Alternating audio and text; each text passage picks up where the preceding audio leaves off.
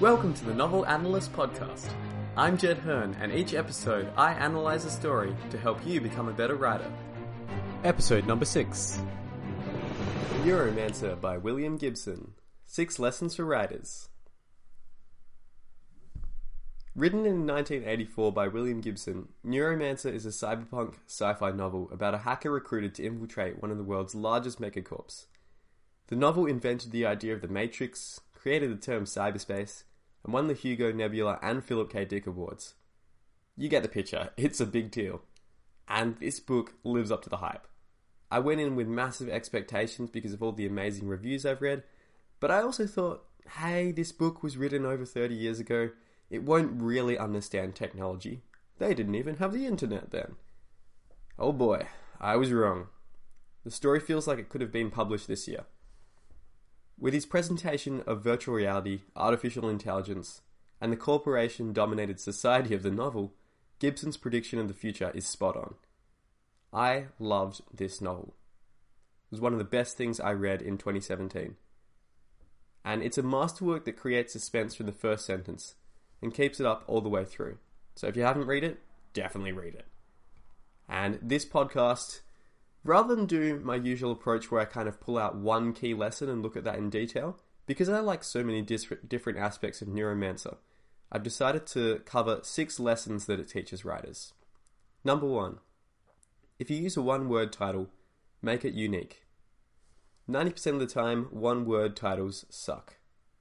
Room and Gone are both great books, but they have horrible titles that don't create interest, don't show the author's creativity, and don't make readers intrigued, even though the books themselves are amazing. Neuromancer, on the other hand, is a fantastic title. I think that's because it combines 2 existing words, neuro as in relating to the brain, and mancer as coming from necromancer, to create something poetic, genre appropriate, and interesting. Number 2. You don't need a prologue to explain complex settings. There's an insane amount of complexity in Gibson's story world, especially when you consider that the novel is not particularly long. It's a very fast, thriller-paced read.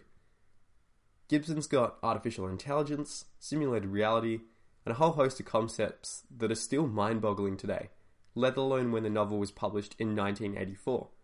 And you wonder, how much of the stuff he thought about then was invented because he wrote about it then.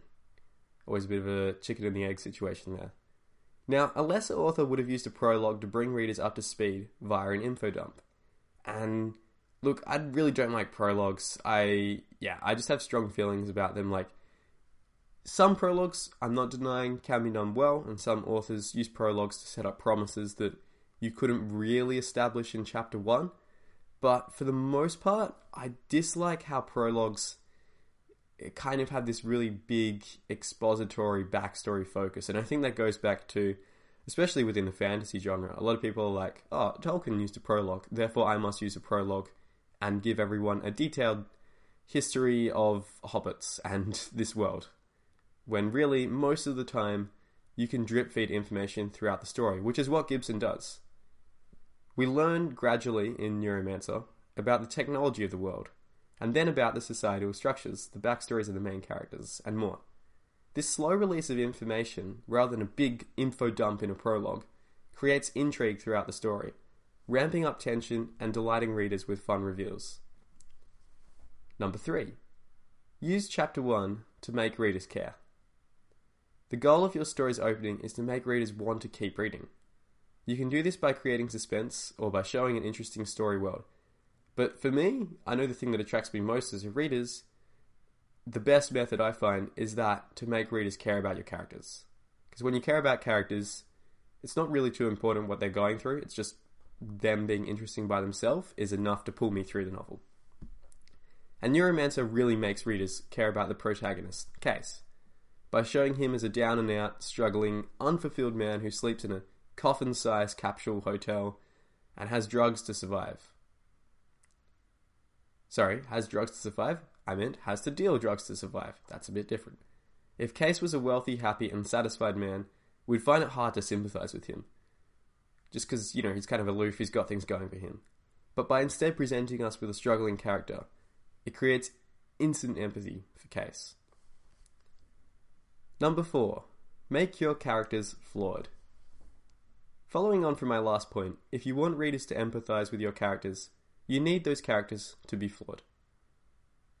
Undesirable traits make characters realistic, because, let's face it, we've all got them. They also make readers sympathize with your characters. And they provide potential for, characters to overcome those as part of their narrative arc. In Neuromancer, the protagonist, Case, starts off as hugely flawed. He's a drug dealer, a drug addict, and barely has enough money to support himself. Plus, he can't do the one thing he's good at, using the Matrix to hack companies, because of neurological damage. These flaws may not make us want to be like Case, but they do make us want to see his life improve. Number 5. Name things to enhance realism. As I've discussed before, realism is crucial to crafting great stories. An easy way to increase realism is to assign names to key things, events, and concepts in your story. It's about adding detail so that you can kind of find more about the edges of the world. And I talked a bit about this in the Name of the Wind episode. So for example, instead of calling something the virus, it's way better to call it the Kuang grade Mark 11, as Gibson does in Neuromancer. Pretty sure I'm pronouncing that right, but who would know? In the real world, important things are named after important people, so doing the same for your story will make it more realistic. And also the naming conventions you use can really convey the tone of your story. So with the Kuang grade Mark 11, it has a very military feel to it, whereas if it was maybe kind of like a corporate thing, it would maybe have like a softer name to it, like, I don't know, the mind enhancer or something like that. Just something that has a bit more of a positive connotation to it.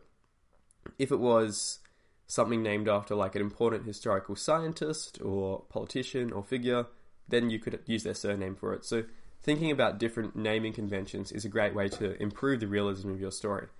And it's definitely one of those things where it's good if writers can have all this understanding of the backstory behind the names for things, even if you don't show it through. And just like an iceberg, knowing that there's that 90% of content underneath the iceberg is going to make the top 10% that you see, i.e. just the name of something, more realistic. Number 6.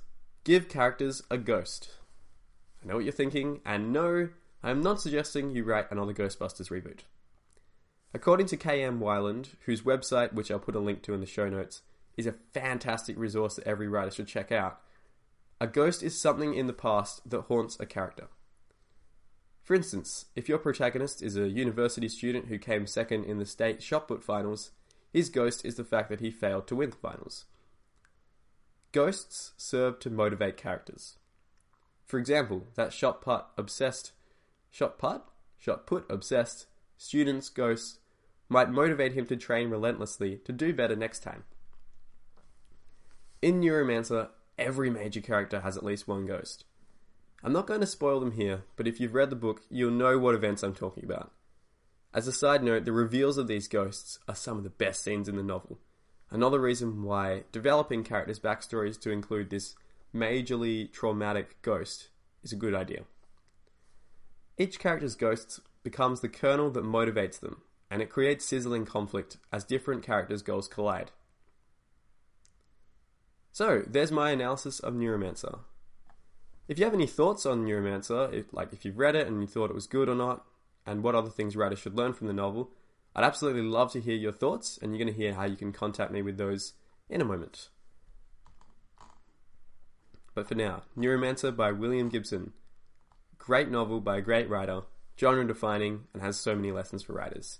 I'll just go through and recap them one more time, which is number 1, make one-word titles unique if you're going to use them. My personal preference is not one-word titles, but hey, there's no rules in writing, just guidelines. Number 2, you don't need a prologue to explain complex settings. Number 3, chapter 1 is a great opportunity to make readers care. Number 4, make your characters flawed. Number 5, name things to enhance realism. And number 6, give characters a ghost. Thanks for listening to the Novel Analyst Podcast. If you've got questions, episode ideas, or book recommendations, I'd love to hear them. You can contact me at jed.hearn1 jedhearn@gmail.com or on Twitter @jedhearn. And if you want more awesome stuff, visit novelanalyst.com/email and you can join my VIP email list.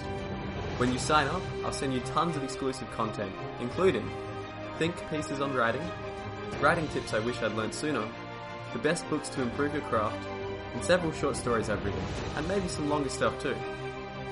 Once again, to sign up, go to novelanalyst.com/email. Stay tuned for the next episode in which I'll analyse The Heroes by Joe Abercrombie.